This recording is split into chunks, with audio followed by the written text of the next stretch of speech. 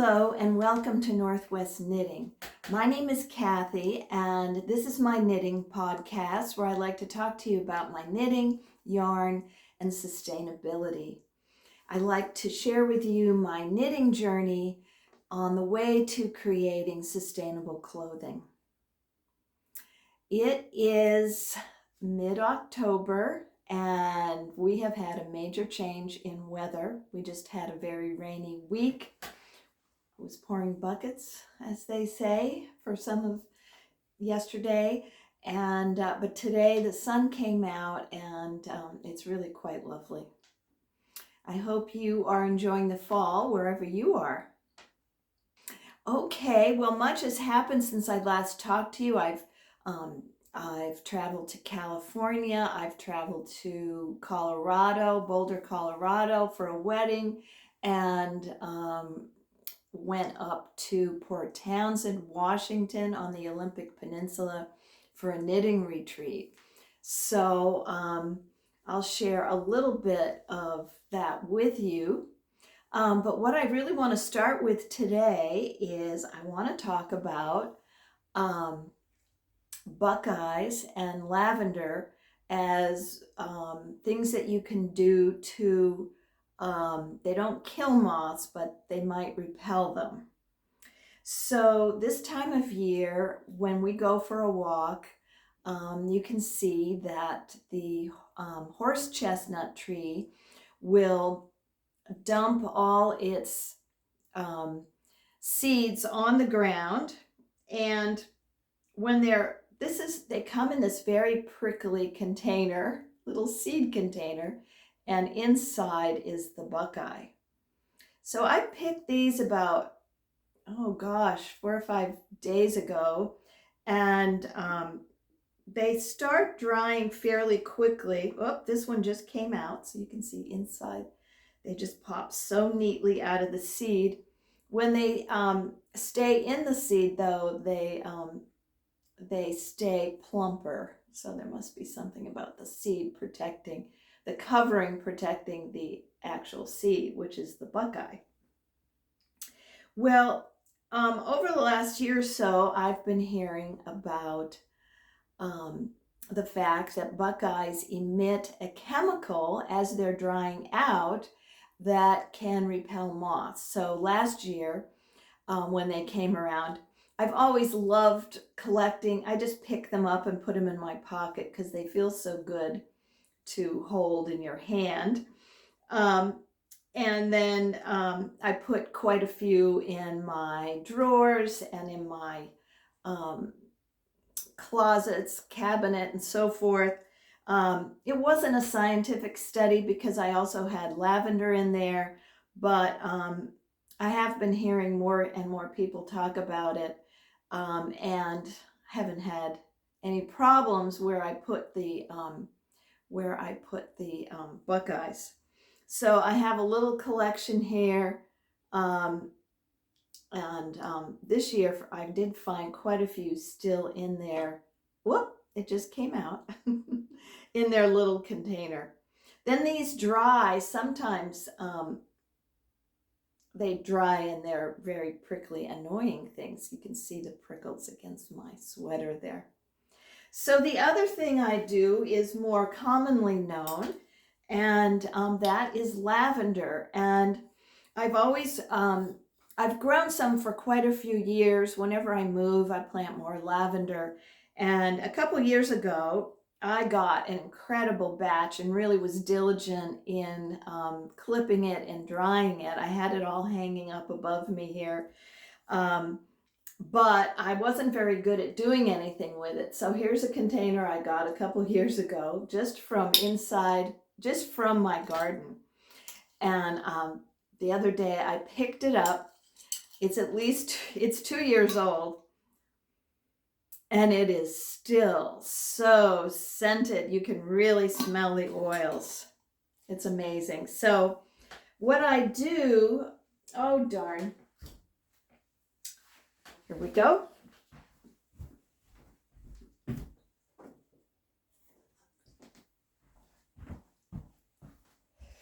So somehow these come into my life every time I get gifts, or when I went to the retreat, there was a little bag with some little treats in here.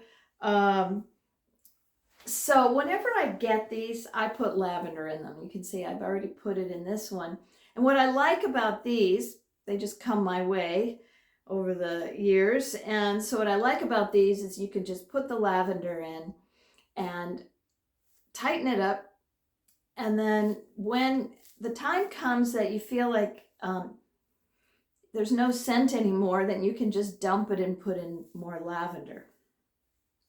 The other thing I do is I make these little bags. Now, here's some unfinished little bags from quilting fabric.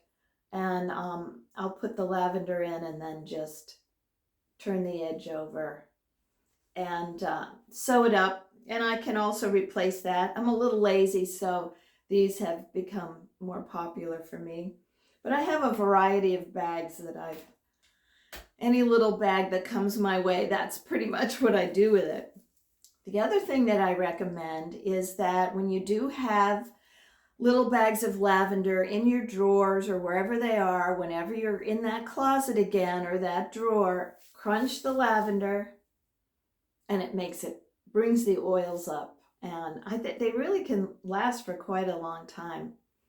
So as witness, now the reason that they're so scented in here is because it's been airtight, but still these do last for a long time. And if they're in a drawer, usually this cabinet's closed, but I open it because of the reflection from the light. So I have to have it open when I'm doing the podcast. But anyway, that's my tip for the day is Buckeyes. I've always loved them, and now I have a really good reason to collect them.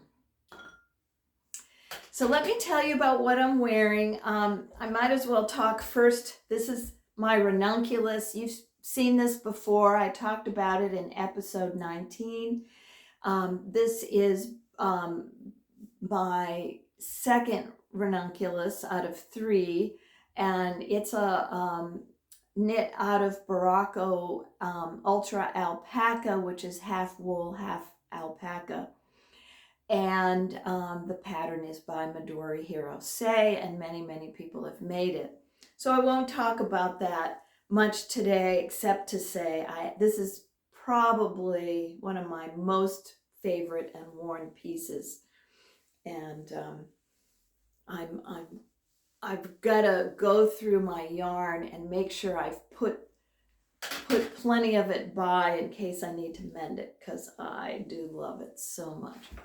Just to show you, I'm trying to sell the ranunculus here, mostly because it has just been hair. I'm always shedding. It's just such a fun project. But the reason I wore it today is because it goes nicely with my new shawl. So this is the Toast and Honey shawl by Tamy Gore. And you may remember I knit her Trelawney top maybe a year and a half, maybe about a year ago, which I really enjoyed. That's a nice little colorwork tee. But this one is, I have the hardest time getting all the ends sewn in. But anyway, this is my shawl, and she may have called for DK weight. Mine is a light worsted. And I had a bunch of yarn from Ewethful Fiber Farm that I wanted to use up. And when I heard that Kim at Ewethful Fiber is not spinning yarn anymore and had sold her spinner to focus on teaching hand spinning and selling fleece, I realized, well, I'm not going to get any more of the yarn I'd been collecting of hers, so I'm going to use it up. And most of what's in here, all this blue and almost all the colors, with a few exceptions, there's a little hand spun yarn I bought at a fiber festival last year, so I used that for the little contrast. But most of the yarn is from Ewethful Fiber Farm, and it is Romney alpaca silk combination. And I really, the color's pretty accurate. It's a tiny bit more purpley. That's why I wanted to wear this with it, because sometimes it, when I take pictures of it, it can look quite gray, and it's definitely not that. So let me show you this. This is a really fun shawl.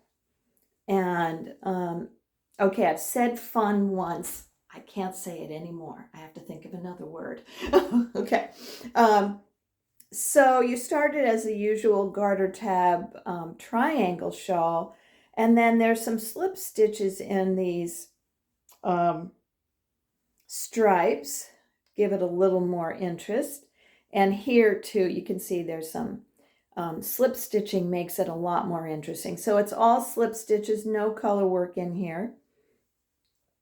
And then this is a textured section right here, more striping. And then down here are baubles. And then, okay, at this point right here, at this point right up here, I ran out of the lightest blue shade, and I used some other yarn, and I did stripe, but you can't even see the contrast. Well, just barely here. And then I had some, so these yarns that I used are at the very end are from the Pacific Northwest. So everything in the shawl is from the Pacific Northwest, lightly processed wool. But I thought it was it needed a little jazzing up because the contrast was so light. So I did a little bit of embroidering here, and then you can't see it, but the color was in contrast to these colors, looked a little dull, this right here. So I did a duplicate stitch all along here with a brighter color just to make it look a little, fit a little better with the other colors. So I had so much fun with that. And also I really like the idea of using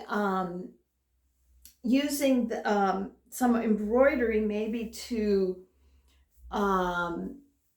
jazz something up, or solve a color problem, or just all kinds of reasons, I'm sure. And so I have ordered the book Embroidery on Knits, which has just come out, and it's by Judit Gummlich and is published by Lina. And I'm really, it'll get quite a lot of the buzz that usually comes from a Lina publication, but it does look really good, and I'll be sure to tell you all about it and show you inside it when I get the book.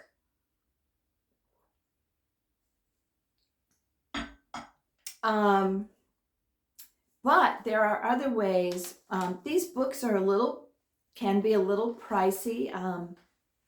I think when I saw it on Woolly Thistle, it was like $49. And these new knitting books that, I don't know about you, but I just would love all of them, every single one. And they're not at the library. I've had trouble getting the library to purchase all these books. Sometimes they will, and you can put in a request, but my needs are vast. They aren't satisfying them. So I do like to buy them periodically, and you're just, you know, I'm trying to judge which ones I'll really use. I'm hoping this is one of them. But if you're not ready to spring for it, or maybe you've purchased some other ones, or you have other things you want to buy, like yarn and patterns, there is a lot of inspiration that you can find online and on Ravelry. I've been inspired by two different people that I saw on Ravelry and Instagram. One is BloomHandMade. Her name's Carolyn, and I follow her on Instagram, and she did the Woodlark shawl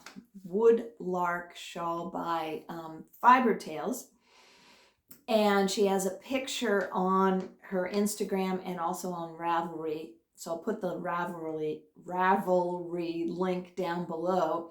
And she showed, it's a beautiful triangle shawl that uses color work and then is steeked. And I'd really like to make that. And what she did is she has a picture of the triangle shawl, and she has the one half of the triangle is the original. And then on the other half, she did all kinds of embellishment to it after she finished the pattern. And that is pretty fun. So link below on that and anything else I talk about today. The other inspiration I've gotten is the Wool and Pine, a design. I don't know if it's a person or several people. I think it's several people. They have a sweater.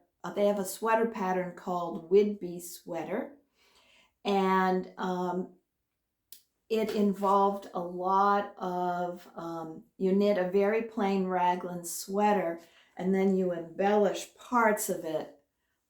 Some people just embellished between the two sleeve increases, so just between this raglan increase and this one to go around the sleeve. Some people did it on this, on just the front or part of the back,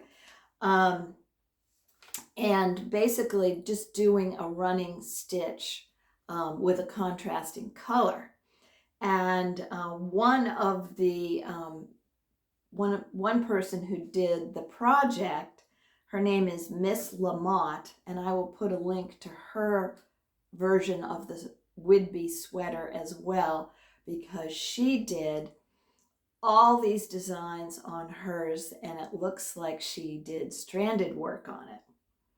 Now, if you like stranded work, you might think, oh, I'd really rather do stranded, but she could do some things with the embroidery in terms of mixing colors that I think you might be intrigued by. So anyway, if you're interested at all in embroidery, there are other sources besides buying the new fancy book, but I am really looking forward to the new fancy book. I actually ordered it from my local yarn store, so I'm hoping that I can escape some of the shipping charges that way. So I'll report back on that. So I do have one more whip. Let's see here.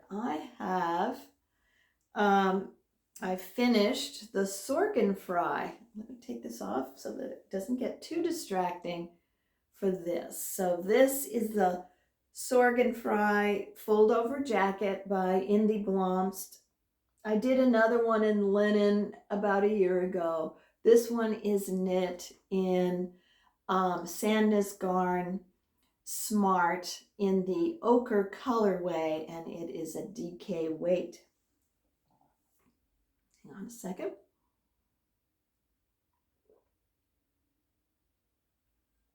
Okay. I'm going to just get up and show you more closely. It has just a beautiful, beautiful texture to it. I found it much more enjoyable to work this in wool. It's superwash wool for the baby. It's a very new baby. And I did the 3 to 6 month size. So the baby was born in September. I'm expecting, I'm hoping this, to me it looks big. To me it looks really big. So I'm not so sure. I'm going to take the sweater to visit my granddaughter, who is 1 year old, and she and the new baby are both we're very tiny babies.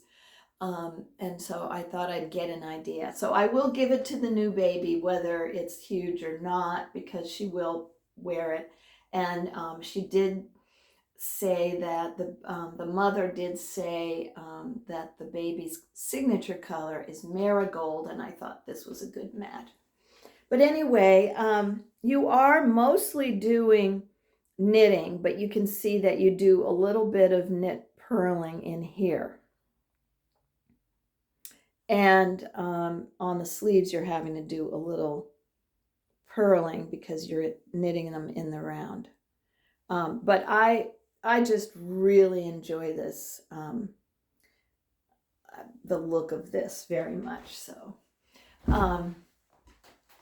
so I am supposed to, I did say I would knit another one of these in a different color for my granddaughter. So I probably will do that, but it was very, very time consuming, and I've knit this twice, so I might see if I can get away with doing a different one. I have heard that for the newer babies, the fold over jacket is nice for their tummy time, because now that they're sleeping on their backs, they do have to have some deliberate time on their tummies. And so because the buttons are out of the way, this could be more comfortable. That's what my daughter thought. There's also, I did another one that was Petite Knits Ellen's Coming Home set, and the sweater is also on the side, but just a plain stockinette. So that's another way to go. So anyway, I just love it. It feels so substantial, and it does feel more like a jacket than a lighter weight sweater. So maybe the next time I do this, I might try it on with lighter yarn. Anyway, very, very happy with that one. The only other thing, I do have 8 buttons on there, and if I had to do it over again, I would do a few less buttonholes, because I can't imagine that busy parents want to button all those buttons, but they could still button every other button, I think, and get the same nice look from it. Anyway. So let me see, I have a new whip. Oh, darn. I have forgotten the pattern. But I will show you the whip, and you can look it up. I'll have the link to the pattern. I've been wanting to make this even before it was out. You know, the testers start putting their pictures, the designer puts their pictures, and I just got really enthralled with this right away. This is my Alpine tea. Let me just get the color out there. So you can see this is my beginning. It has a sweet little lace collar here, and then that's the back. There's some short rows, and then you get into the stranded work. So this I'm knitting with, I decided I have to start using these cones. This is my Jamieson & Smith 2-ply yarn. Very sheepy. It is, I bought it from Woolly Thistle, and it is 2,500 yards. And the shade is 36. So it is a dark navy.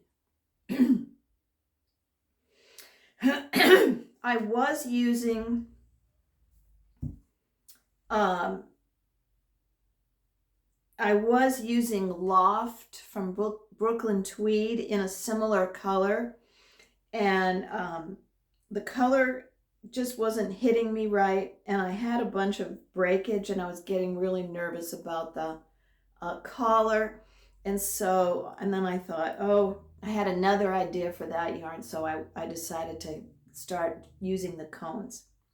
The other yarn I'm using, you've seen me do before, because I used it for the pressed flowers cardigan. This is Entropy DK. 2 different skeins. They're actually both the same colorway, Event Horizon. I'm just at different parts of them. Although this one does seem to have a darker blue. And I'm trying to angle it so that you come down here, when you come down, pretty soon we'll start a very big flower right here. And I am hoping to make the flower all as much of the blue as I can. So right now I'm using this part. And I am absolutely enjoying it, but I have had some difficulties. So what happened is, first of all, I'm a very loose knitter. I used to be a tight knitter. When I started knitting, I was knitting English style. I was throwing. I was a very, very tight knitter. I remember my first sweater just being, it was a death grip there. But somehow when I switched to continental, which I did to accommodate, I was having an arm injury, and every time I threw that yarn, it was hurting. My whole hand was, I think it was because I was having problems with my mouse on the computer, and so I switched to my left hand for the mouse, and I switched to continental, and so far have not had any big problems that I can blame on knitting, or refuse to blame on knitting. Anyway, loose knitter, and I have to say I didn't do much. I knew what my tension was going to be.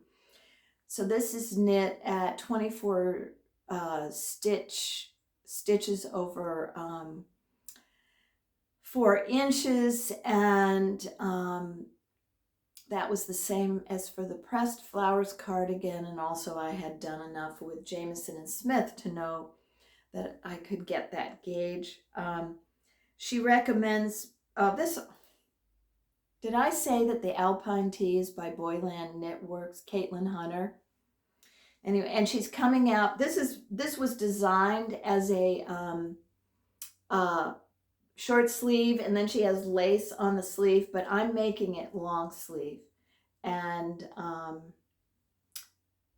she is now coming out with an autumn Alpine Bloom sweater, and she doesn't have the lace neck, but it does have some very interesting work around the neck. But I really wanted to try the lace neck, so that I didn't want to wait for the other, and I'd been looking at this for ages. So anyway, where was I? Okay, the problem I had is she recommended like a size 3 for the needle, size 3 needle to start, and I did that. I don't know why I was so knee-jerk about following the pattern, because I always go down a size. Anyway, and so, and then she recommends going to size, now I can't remember if she recommends, I think she recommends 3 and 5. But anyway, this lace here, and then the here are the short rows and back, it just went straight up like a funnel, and it was all, it just looked huge. And I took it off the needles, put it on, and it was just not sitting right. It was just really out there. So anyway, I cast it back on, frogged it, cast it back on, and I cast on with size 1 needles, and then I went up to size 2. I cast on with 1s, and I did quite a few rows with 1s, and then I switched to size 2 needles. Then I did a little bit in, I did the solid color here in size 4, and then now I'm on size 5 for the color work. And it all seems to be going pretty nicely. I took it off the needles, and it does seem to fit smoothly down there. So I'm going to keep my eye on it. I'm going to do a little bit more, and then maybe even do a steam block so that I feel really confident that the yoke is in good shape before I start embarking on acres and acres of stockinette. It's not acres, but it feels like it sometimes.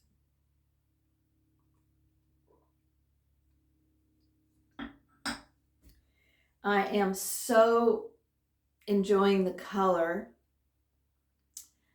and I can't tell you how much I absolutely love the Entropy.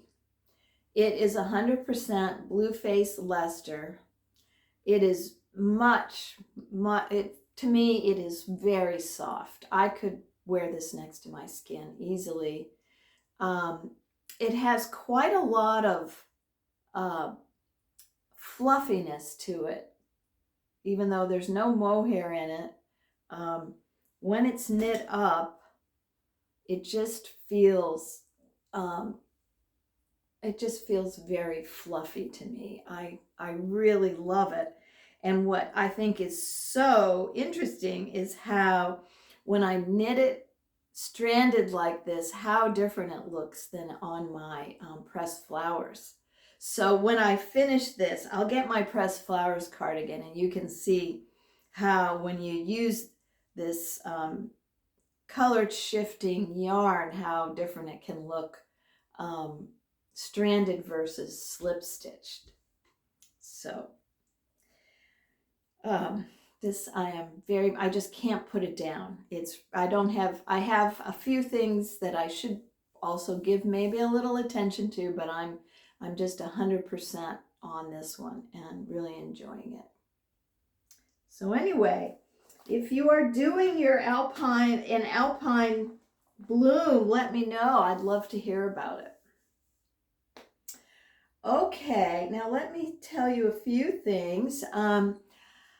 I went to Boulder, Colorado, where I've never been before. Went to a very lovely wedding, and the weather is so different from here. We have so much moisture, and we have so much rain, and greenery and everything, and Boulder is very, very dry. It was also gorgeous, really fun place to live. Fun place to see. And I enjoyed, we had a little Airbnb not very far from the Pearl Street, which is a very popular street with shops and restaurants, a pedestrian only place. And one morning I went off by myself and went to Pearl Street and visited a yarn store called Lula Fay Fiber. And a very lovely store. And they had some yarns that I've never seen in person, so you know how that is. You just hear about them over and over again, and they just aren't around here, and I haven't seen them at any fiber festivals or anything. So short of ordering them online, I haven't seen them. And the one I really enjoyed seeing was Knitting for Olive. So there was the, I think it was fingering weight yarn. But the one I was drawn to was the mohair. This is Knitting for Olive soft silk mohair. So I got a number of these because I thought they would look nice with my, I have that Nutidin sitting right there. And I might use some of it held with this yarn. I have a particular shawl that I've had my eye on for ages. And now this is looking pretty gray to me, but it really does have a blue cast to it. The light's changed a little bit. Let me see how it looks against this. Yeah, it's a grayish blue for sure. But I thought it would be a good combo with that. So other than that, I was pretty restrained. I don't think I got anything else, maybe a few markers, and but I spent a lot of time in there looking at all their samples and enjoyed that. Then I went to Port Townsend for the knitting retreat that was Shetland Wool Weekend, and it was put on by Bazaar Girls Shop, and it was a celebration of American Shetland wool. Now, I don't know if it was if they were a sponsor or what their formal relationship is, but a lot of the yarn that we played with and people that were there were connected to Jorstad Creek, which makes Elemental Effects Shetland fingering.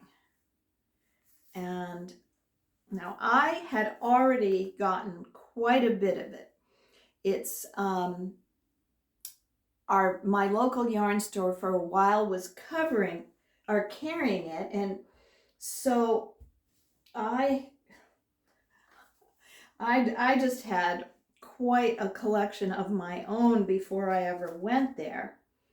And they had such nice kind of, I call them Easter egg colors, that I kept imagining them maybe for a Birkin sweater, another Caitlin Hunter sweater. Then of course, while I was at the Bazaar Girls, they carry it, so I got some more of it.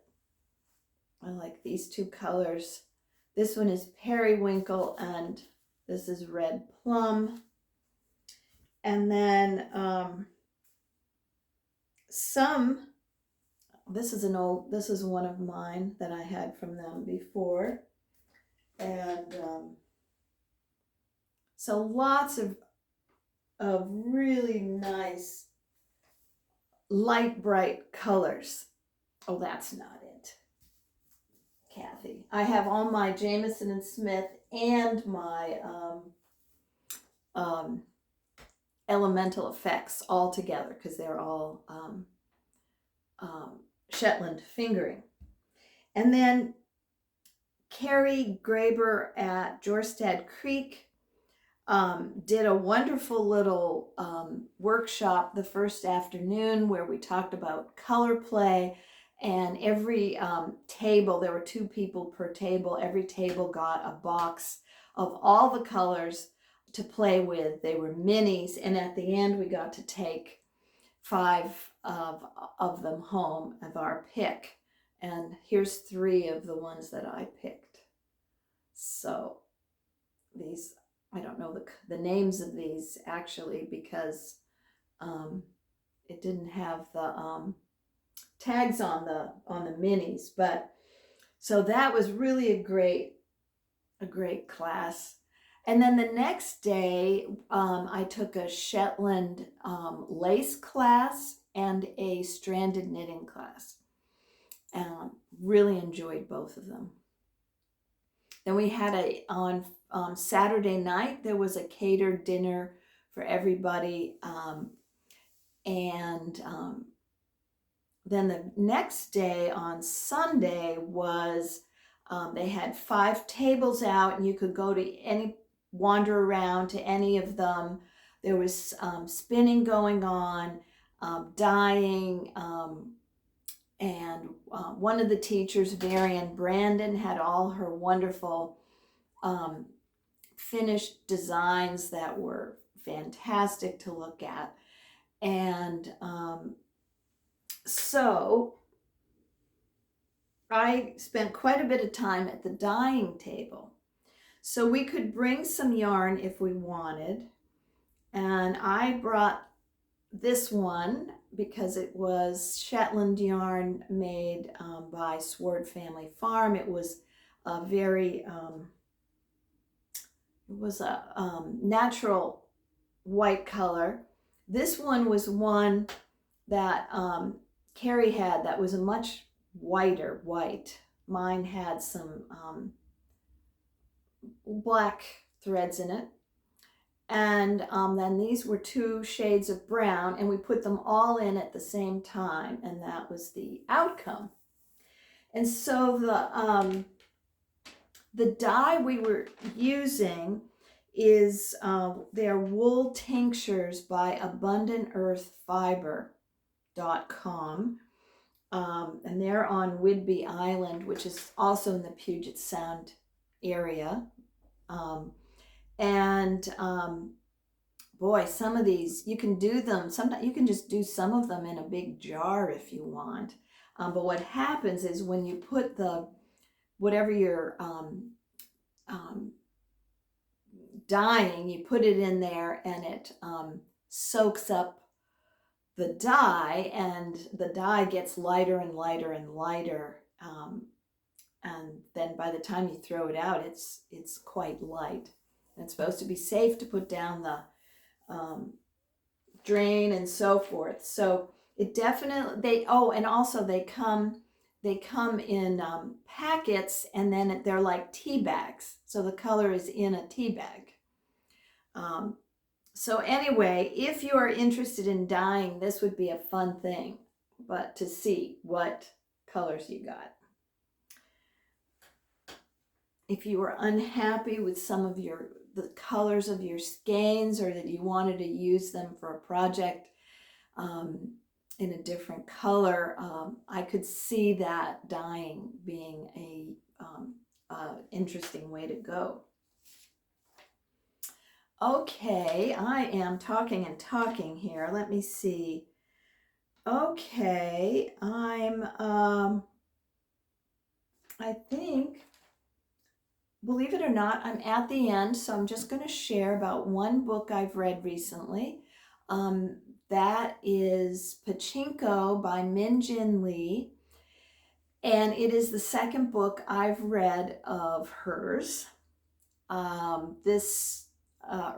I think in the spring or early summer, I was reading Free Food for Millionaires, which I really enjoyed and have previously talked about on the podcast. This one, Pachinko, was very, very well received and on the New York Times bestseller list. And it's kind of I would call it a family saga of a Korean family that ends up moving to Japan for various reasons. And some of it does occur in the United States, but it's mostly these Korean people trying to survive in Japan. And at the time period is, I'm thinking it's roughly from 1930s through World War II, and then almost to current, not quite current day, but more modern times.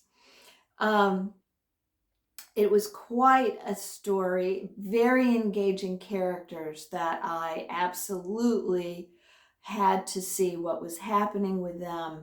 They were really just so many characters you wanted to know what happens next.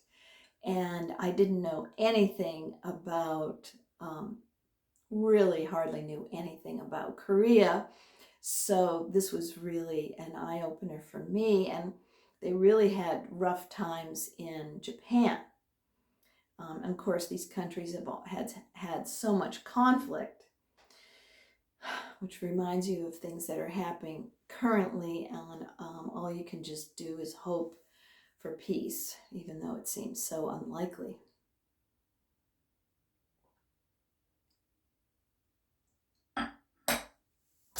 Anyway, I highly recommend the book. Really enjoyed it. It was about 700 pages. And then, what else? Then, oh my gosh, I'm reading, I just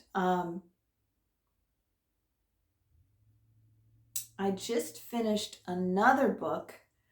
I've tried to record this podcast several times, and things are changing as I speak. So I was thinking, wait a minute, have I talked about Covenant of Water? No, I didn't. It's by Abraham Verghese, and his first book was, the first book I read of his, I don't know if it was his very first, was Cutting for Stone, and that was a wonderful book. And so when I saw that he had come out with another one, I was very excited. He also has written some nonfiction, and one of the nonfiction books that he wrote was about being a doctor in Appalachia as the AIDS epidemic was just getting started, and that's a fantastic nonfiction read. The author is a professor of medicine at Stanford, and really does write beautifully about any medicine parts of the book. Covenant of Water is also a very, very long book. I think it's over 700 pages as well. So I'm really ready to read a shorter one, although I've embarked yet again on another book that's very long. So I am a pretty fast reader, but I could use a few short ones pretty soon. Covenant of Water is another family saga, and this one takes place in southwestern India. And I believe that the author is from that area, or he is from that area. I haven't really looked closely at when, if he was born here or if he was born there. But and so that's an area I don't know much about. It was really beautiful and evocative, particularly in the early parts of the book. So one of the reason for the title is that in this family, it seems that person after person after person in the family dies in connection with water, drowns, or just any way that you can think of water being involved. They just seem susceptible to drowning or dying by water. And that is kind of the basic premise of the book. But many things happen, and there's many different characters. And of course, people marry into this family. There's just lots and lots that happens. Changes that happen. There's some people working with, there's a refuge hospital for people with leprosy.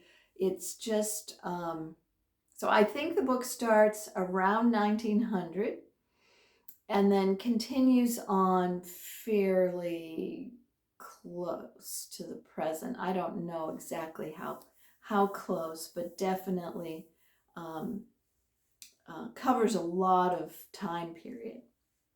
I really enjoyed the book.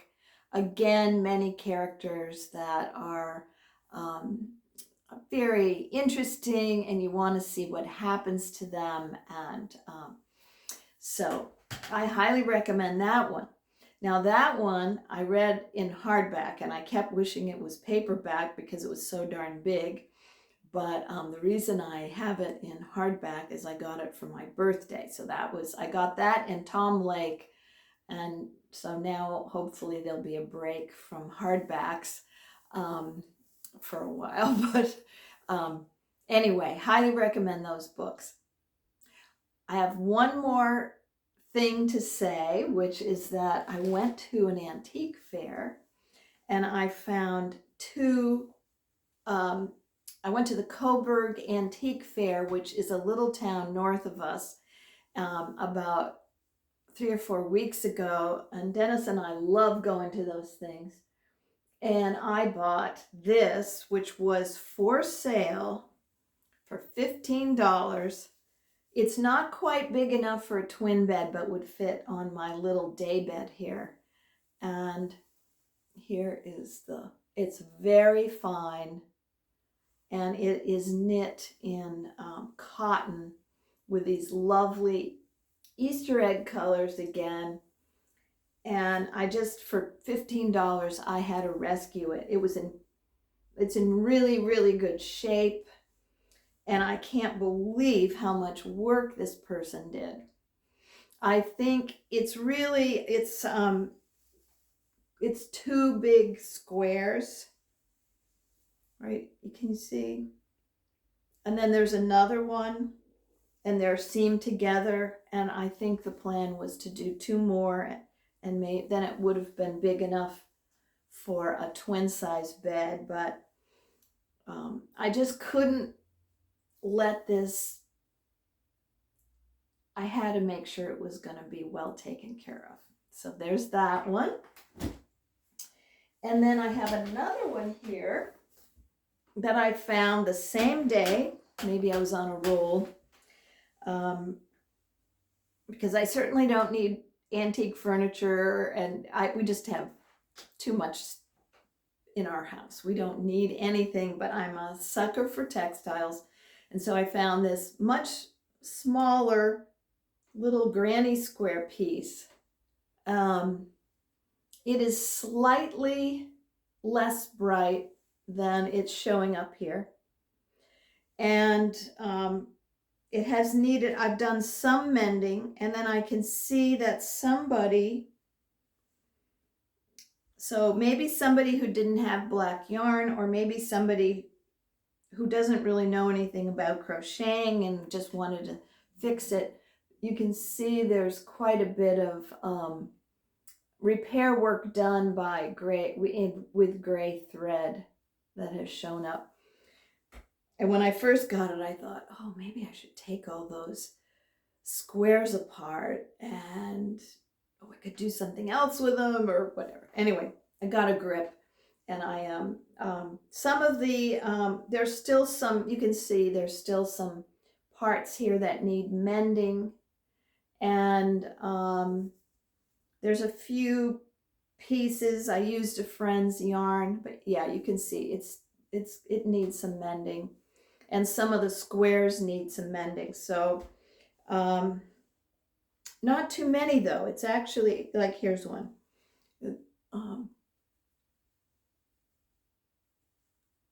You can see there's some damage there, but I think I have been thinking of doing granny squares again. I haven't done them for at least 40 years.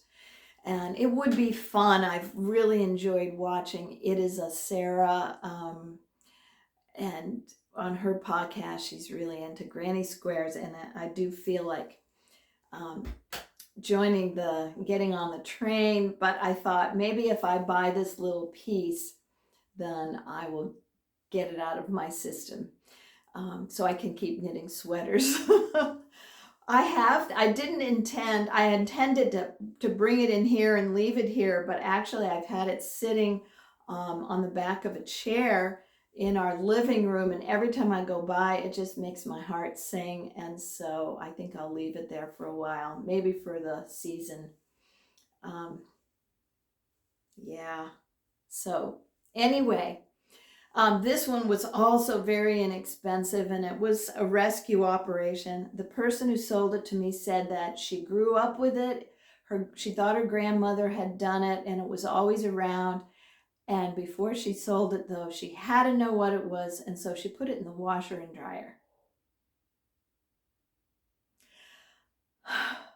So it's possible that this is shrunk. I am pretty sure it is wool.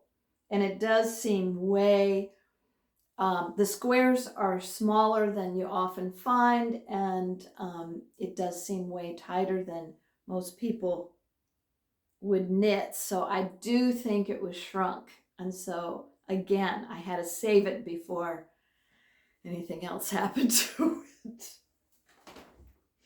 So anyway, okay, I have talked and talked, so I'm going to stop now. Thank you so much for watching. I hope you're having a lovely fall and that you're getting some good crafting in, whatever it is. And so until next time, happy knitting.